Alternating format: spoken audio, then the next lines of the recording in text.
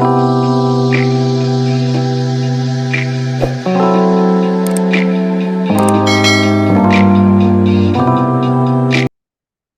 what's going on? I'm Jamie Dawn, your evolutionary, revolutionary astrologer, bringing you your celestial wisdom for the week of May 7th through the 14th of 2023.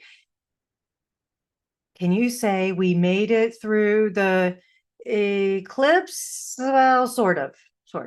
I mean, as I've mentioned before, eclipses we can feel a few weeks before, a few weeks after. It's the full moon. This one was on steroids, right? Few of you have reported in what a shit show of an emotional roller coaster week it was this last week.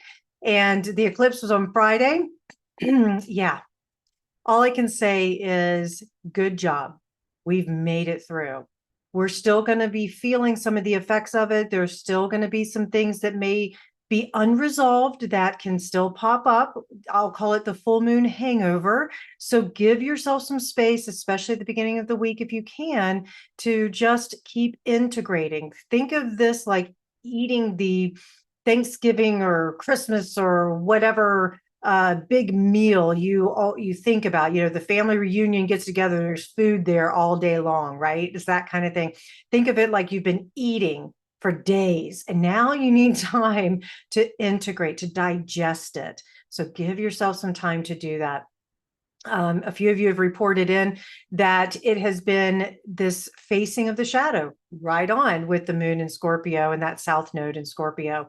And we're looking at all these past issues and past things in our lives that needed to be reborn, needed to be transformed. Remember, we can't heal what we don't feel. And so that's also part of what this energy was inviting us to do, was to allow ourselves to be broken wide open so the whole world could fall in and know that we weren't going to crumble, that we could handle it. This was a time for practicing our tools. You know, it's a joke, it's not, whatever, but we're going to be given the perfect training ground for us to use all the tools that we need. And so that to say, we start the week. This is the last week also of Mercury Retrograde. It goes direct on Sunday. So when we kick off our week next week, Mercury will have station direct.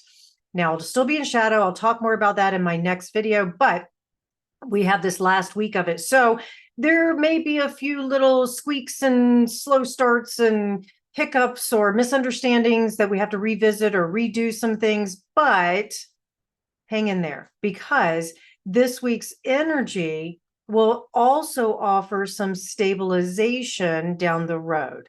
So it's going to set us up that once we get past next week or this weekend into next week, things will start to stabilize. We start the week with Venus in Cancer and making this aspect called a quincunx, or an inconjunct, to Pluto in Aquarius. Not always the easiest aspect, but it can be very creative. So think of a quincunx like the mosquito in the tent. If you're a camper, or let's say I'm from the South, and so we know what mosquitoes are like, and you know, you can hear it buzzing around and it lands on you and you try and slap it before it, you know, bites you and sucks your blood and all that sort of thing. Yeah, I know I'm getting graphic, but anyways, but think of it that way, and you're missing it, but you can feel it, you know it's there, you've heard it, and you just can't seem to get it. That's what a quincunx can do. But guess what? It lets you get resourceful. It also, especially with Pluto involved here, it may get you a little bit obsessed to figure out some ideas here.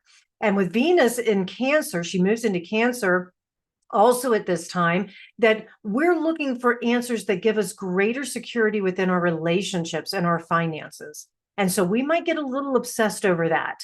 Be careful that we don't get so pushy that we create an issue that doesn't need to be created. But we're looking for that emotional connection of love and all the feelings that go along with it, with Venus in Cancer here. And she's just making this quincunx the very first part of the week, and then she keeps transiting past Pluto. So if you can just watch yourself Monday, Tuesday into Wednesday even, to feel whatever you need to feel, but and get resourceful, but watch how the mind can also start to create some sort of obsessive pathway for you, and then pull yourself back and distract yourself if you need to.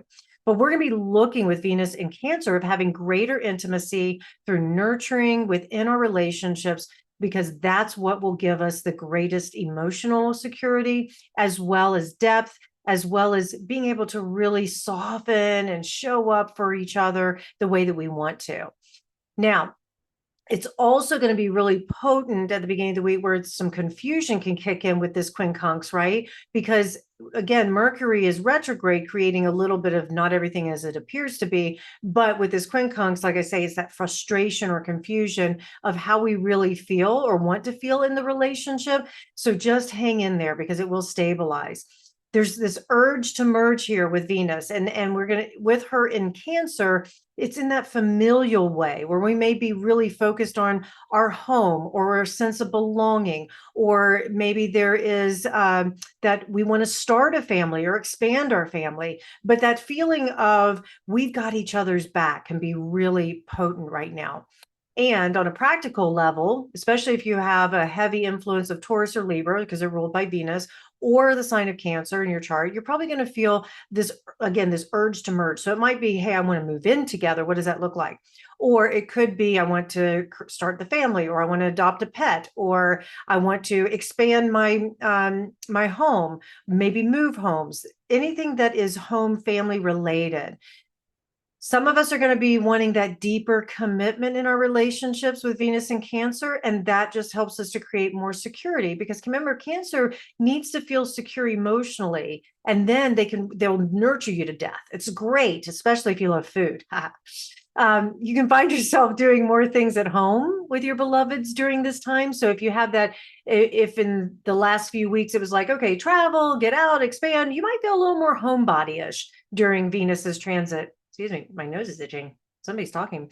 You may, with Venus's transit in Cancer here. So it might be, let's binge watch some Netflix or Amazon Prime or whatever, or let's just stay home and do puzzles and play cards together and that sort of thing. Also on Monday, the Sun and Uranus will canoodle. Yay. They will conjunct. Now, this could activate our nervous system, especially with that Venus quincunx Pluto. So let's tie all this together, right? If our thoughts are getting obsessed about, oh my God, what do they think about me in this relationship? What if they don't love me? What if I don't have that deeper commitment? And then you add in Sun energizing with Uranus being erratic and nervous like, and they're canoodling, it could destabilize us if we're not careful. However, if we can channel that nervous energy into talk therapy, into the gym, into writing, into singing, into anything that might motivate us, cooking, whatever, that might give us an outlet, a creative outlet for this energy, then we might even give ourselves some aha moments. And that may show up because we have to work with something in a different way. We get innovative during this time. So we can get these sudden bursts of inspiration. It's great if you felt like you were a little stagnant or something just wasn't working the way you wanted it to, but we can find liberation because some truths can drop in. Now, that's not always fun if it's not a truth we were looking for. So there is that part of it that, who knows, you might get that, hey, I don't want this anymore kind of relationship thing. Because remember, we're still coming off this eclipse energy. And I would say the majority of us will have some positive things here because the Sun is positive energy, but it also can be revealing, and that it could come to light where someone you're connected to says, I don't want to work with you anymore, or I don't want to live with you anymore, or whatever. We can also find ourselves really exploring the ideals that we once held about ourselves and saying, does this really work still? Do I still want this? Do I still identify with this particular work or this particular group or cause or this family even? So we're looking at liberating ourselves at this time from something that doesn't serve us any longer.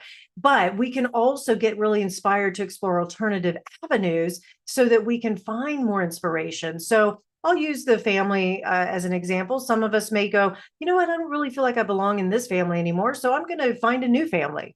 Could be something like that. Or I'm leaving my family of origin to get married or to move in with someone, to start my own family. So there's that change of ideals or change of values that can show up during this time.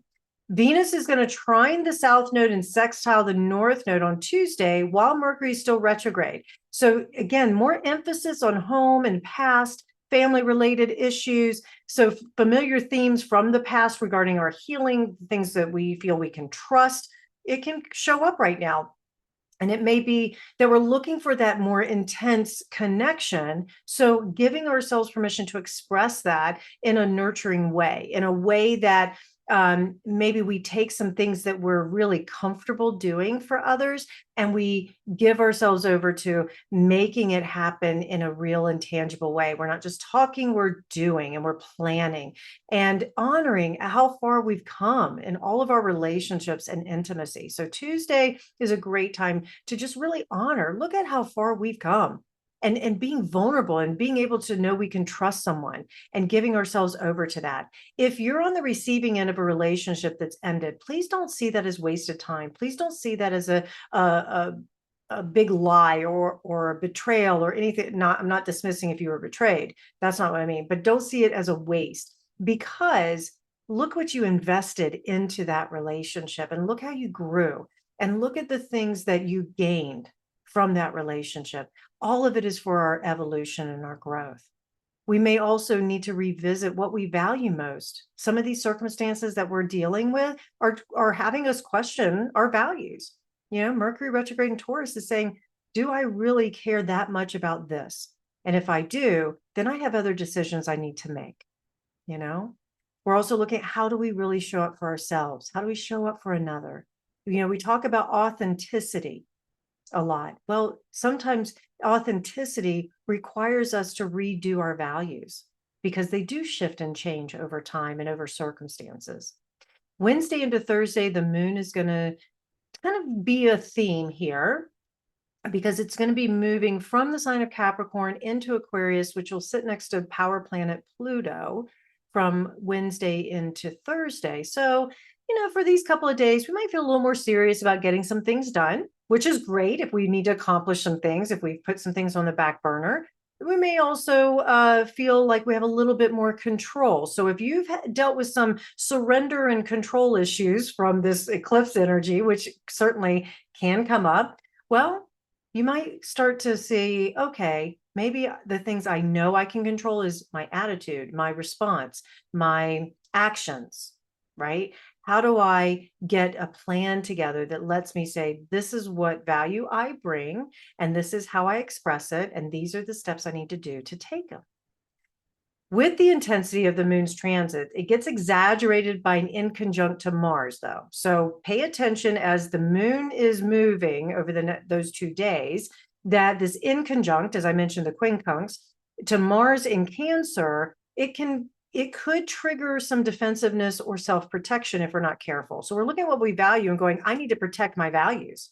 I'm not compromising this. Good boundaries. Yeah. But again, the reminder is boundaries are there to help others know how to be in relationship with us, right? So if we're getting overly defensive of something, it's very hard to invite somebody into that circle. So the invitation is that when you feel the irritation or someone's violating your boundaries or asking you to move them, to be able to stay open and soft and gentle and still keep the boundaries and communicate them from that place of truth. And also that reminder, the relationship more important than the subject matter. So you're communicating and keeping those boundaries and reassuring the other person, I'm sharing this with you, or I'm keeping these boundaries because I value the relationship with you. And I want us both to be healthy here. Remember too, that not everything is as it appears to be. So try not to read too much into what someone is saying or doing, because they may be confused and mixed up themselves, right? Or they may not even be conscious of what they're doing or what they're saying, because they may see something or experience something and interpret it or misinterpret it, if you will, and then try and translate it to you, but they didn't get it right to start with, right? So there's a lot of this confusion that can show up. So I'm offering the space and grace necessary for all of us to just keep being perfectly imperfect humans, right? And to not attach a story to something and go, oh my God, what do they mean by that? It must be this, right? And we can do that, especially, I will admit, that feminine energy has a way of encompassing every little thing that and starts analyzing it and trying to figure it all out. And I'm going to say, try and relax the mind if you can during these days. We have Mercury retrograde still, sextiling Saturn and Pisces on Friday, and leading up to Mercury going direct on Sunday. But before we get there, on Friday, clarity can drop in if we're willing to go through this intuitive and inspirational process, if we take some time out for retreat so that we can continue to digest, let things just be what they are for now. And let the ahas and the self-care and the higher wisdom drop in. Open communication, sharing ideas, that can lead to long-term commitments. So if you can set up that weekend with the open, the soft, the welcome everything, let's talk about it all. I welcome it. I don't have to agree to it. I still have a preference, but I can still welcome it to come in and notice what's happening inside of me as it shows up. Some conversations too over the weekend might take a little bit more time to resolve. If you can't resolve it in that conversation, give it the space it needs. Come back to it, set a timeline. Hey, can we revisit this in a couple of days? But keep in mind too that some of these conversations may have to have a couple of hours around it, may take all day.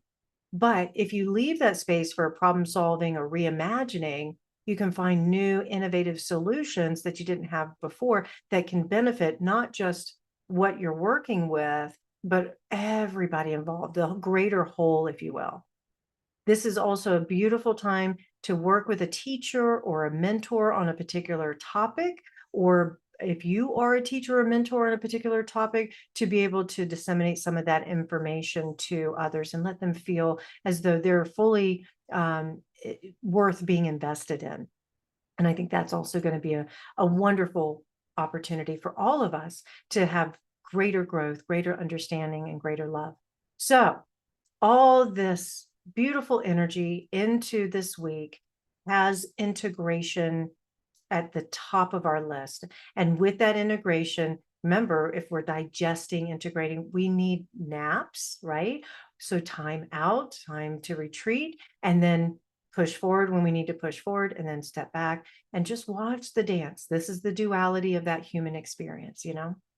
All right, you guys, I really hope this helps. Please like, subscribe, share, comment. I look forward to hearing how this week goes for you. I'm here to support however I can. Have such a great week, everybody.